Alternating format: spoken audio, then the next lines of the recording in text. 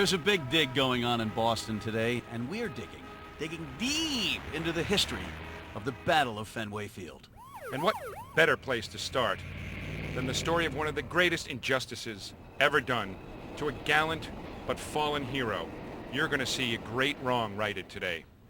Follow us as we challenge history, breaking the Buckner Code with our well-researched theory, the Shiraldi Principle.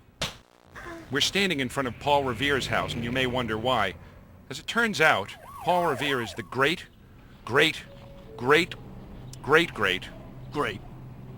uncle of Calvin Shiraldi, the former Red Sox nation flamethrower.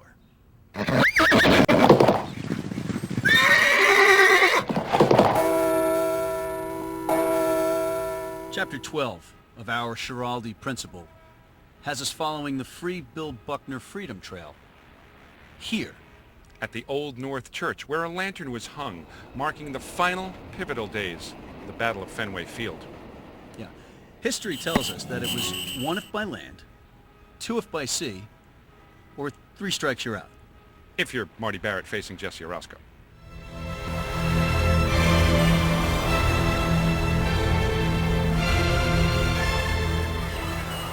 We're here at Boston Harbor, the place where McNamara's band awaited relief.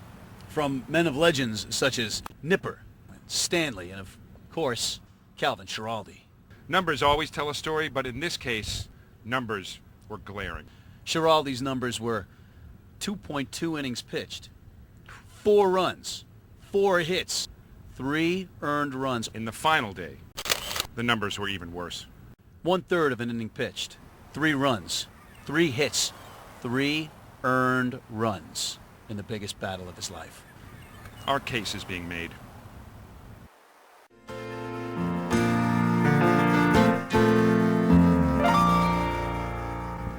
Chapter 39 brings us to a place where allegedly everyone knows your name.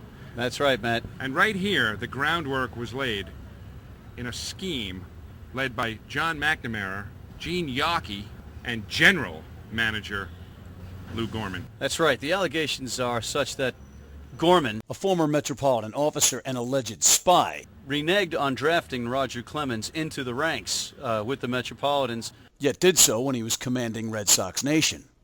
Roger Clemens, if you recall, failed to win Game 6. That's right, he did. Handing the ball over to Calvin Shiraldi. Calvin Shiraldi. Charge! Matt, Chapter 41 of the Shiraldi Principle outlines how Gorman shipped out foot soldier Bob Ojeda for. Ironically, Matt, for Calvin Shiraldi. Coincidence? Not likely. It just underscores that Bill Buckner was not to blame. Join us next at Fenway Park.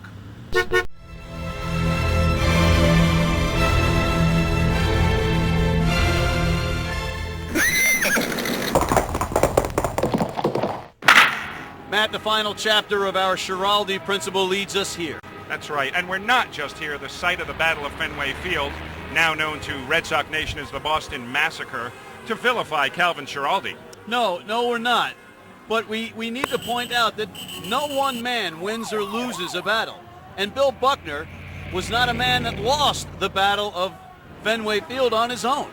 And I think that former Met flamethrower Calvin Shiraldi himself would agree with us. That's right. We hope our Meet the Mats revisionist history has helped some of you folks out there, and we look forward to seeing you on our next segment.